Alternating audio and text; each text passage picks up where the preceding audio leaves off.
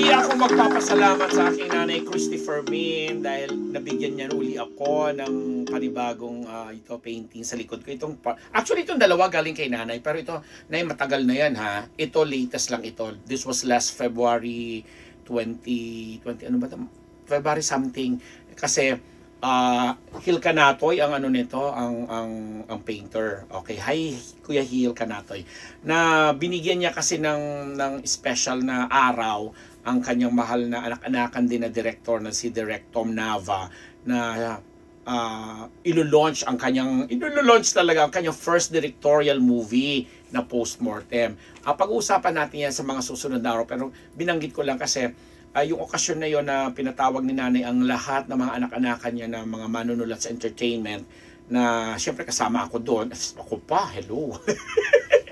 na ginather niya doon sa kanyang obra doon sa may Casa Milan, sa may Fairview. Tapos binigyan niya ng mga ganitong work of art ng mga different mga pintor na talagang merong sa obra. Kaya lang nanay ha, yung regalo mo sa akin ng birthday hindi pa kasama dito. Papahanap mo pa yung plus nabalitaan ko na may mga malalaking paintings kang pinaraffle. Hindi porke maaga ako umalis ay hindi na ako kasali doon na ako pa. But anyway, aasahan ko yan ay Christy ha.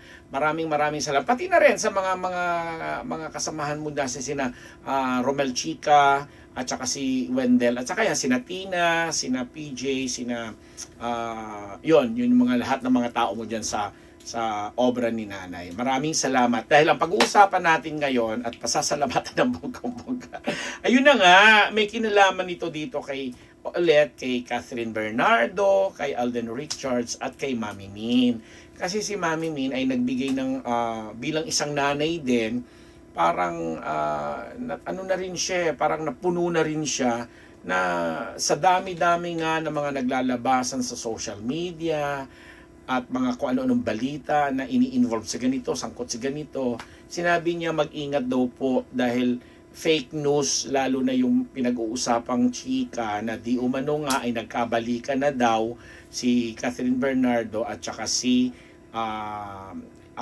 Daniel Padilla na for the longest time may mga lumabas na yung balita, although talagang alam naman nating lahat nabuksan ang communication. May mga nagpapatunay naman din talaga. Although hindi ito kinumpirma ni Mami Min ha. May mga nagsasabi na yes, nabuksan ang communication, nakakapag-usap sila, pero yung balikan issue, sinabing hindi totoo yun. So parang iyon ang sinasabi nito ni Mami Min na fake news, na sana daw mas maging maingat yung mga nakikinig, nakikibalita dahil yun na nga mas maging mas maging mapanuri sa mga paniniwalaan nila. So, nagkataon din kasi na nagkasabay-sabay kasi nga sabi natin nung launch nung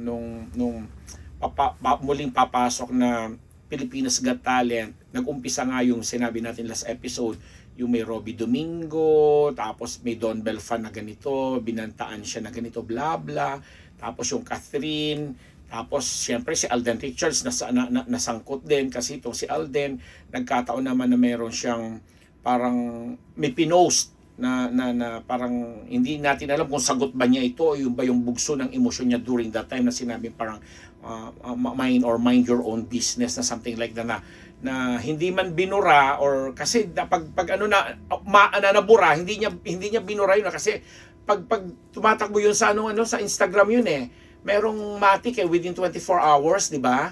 Na nawawala siya. Storage. Oo, yung sa stories mo na biglang siya. So hindi yung binura but nawala na lang. Pero despite that, tuloy-tuloy pa rin yung pag-bash dito kay Alden Richards kasi nga ang daming ang paratang na pinukul sa kanya ng mga netizen, especially yung mga alam mo na mga anti-Alden, anti-Catherine whatsoever na sinasabing user siya porque napakinabangan niya na yung kasikatan nila, umabot na ng kung ilang 1 point something billion na yung inabot ng kinita ng pelikula nila, highest grossing film of all time sa local industry. Biglang magdideklara na ititigil na yung panliligaw, inihinto na kasi busy sa ibang, may mga ganun basta umikot sa ganun yung usapin, lalo pag nabanggit nga yung mga Catherine, Daniel, Alden, etc. na nagsasanga-sanga yung mga impormasyon. Kaya siguro itong nanay ni Catherine na si Mami Min ay lumulundo yung aking upuan.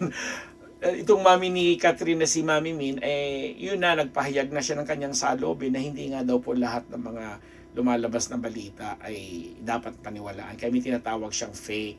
Pero hindi naman categorically speaking sinabing fake na ganito, na alam mo itong issue na to. Walang in particular, but in general, kasi nga nagsasabay-sabay yung issue. Pero ang duda ng marami, parang ang sinasabi dito ay yung balita na nagkabalikan yung anak niya at saka si Daniel. Parang ganon, yung duda di umano, yun ang pinatutungkalan ng statement niyang fake news yan, di ba? Pero ang maliwanag naman, baka kasi naman din sa mga ibang sources, wala, tahimik ngayon ang buhay pag-ibig ni Catherine, or baka nga sa mga naniniwala sila na ni Alden, kaya tumigil na ng paliligaw kasi sila na may mga ganong paniniwala yung mga fans pero walang deklarasyon, walang kumpirmasyon or whatsoever.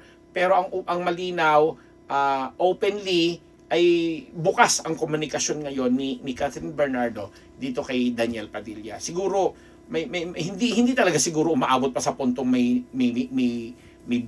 ligawan uli or may lalo na't balikan, pero ang importante doon is open na nagko-communicate yung dalawa. Plus, itong si Daniel naman sa kabilang dako, may mga nababalitaan din naman tayo dahil syempre may ere yung kanyang action series na Incognito, nauugnay siya ngayon dito sa sinasabing kay Kayla Estrada daw, may mga ganong chika habang si Alden nga, dahil may gagawing pelikula kay Julia Barreto, may mga siniship naman kay Julia, kasi ganun lang naman talaga yun. Habang itong si Catherine nag-level up dahil magsisilbi siya bilang isa sa mga judges ng Pilipinas Got Talent, at ito nga makakasama niya si Donnie Pangilinan, biglang may nagbantang biglang mula sa Don Bell di umanong fan na mag-ingat ito si Robbie dahil baka naman tuksi-tuksin, mga gano'n. So sa nagsasalumbayan, ano bang tawag natin doon, nagsasangasangang mga usapin na ganyan, mga nagsasangasangang mga impormasyon na yan, kung ano tuloy yung mga lumalabas. Kaya kahit kami dito sa Unbearable Channel, parang gusto sabihin, mas maging maingat tayo. Sabi nga ni Mami Min, hindi basta-basta pinaniwalaan dahil karamihan sa kanila mga fake. Karamihan daw mga fake. Yan naman muna po ang ating maibibigay na update sa ngayon. Dahil nga, anong tawag dito, ang mga bagay-bagay sa social media ay hindi dapat talagang siniseryoso, lalo pat alam mong kontrobersyal ang mga salita. Hanggat hindi nagsasalita mismo yung may katawan, yun na. Huwag nating ilalagay ng mga salita yung mga bibig nila hanggat hindi nanggagaling sa kanila ang tamang impormasyon. Kami dito sa Unbettable Channel ay muli nagpapasalamat. Ideal Vision, Dr. Jessica D. Maraming thank you. Simas Philippines, ang MWell, Mama Sheikha Balrevilla, Colonel Jun D. Mayuga, diba, Dr. Sheila Ricasata and Dr. J. Ricasata ng Faces and Curves, ang mga ka-faces ko dyan. Ang One Dental Clinic ni Dr. Pong Magtibay na napakahilig din sa mga art pieces na kakaya nitong nasa likod ko. At si Dr. Jess Solis ng Gorgeous Smile, ang mga nagbabasa sa mga panulat ko po sa Bulgar, sa Hataw, sa ManilaOnlineChronicle.ph, at saka dito sa Unbearable Channel at sa Maritas University. Nagpapasalamat po ako dito sa aming maliit na at munting channel na sa very soon, sabi ko nga, may mga kakolab na po kami. Hintay-hintay lang ng konti kasi may tamang schedule yan. May tamang schedule yan. Maraming thank you sa inyong lahat. Shoutout muli sa mga regular naming nagpapakulay din sa amin. Makulay na makulay ang Unbearable Channel. O di ba, makulay na makulay ako. Nagte-thank you lahat. Mabuhay, Diyos mabalos.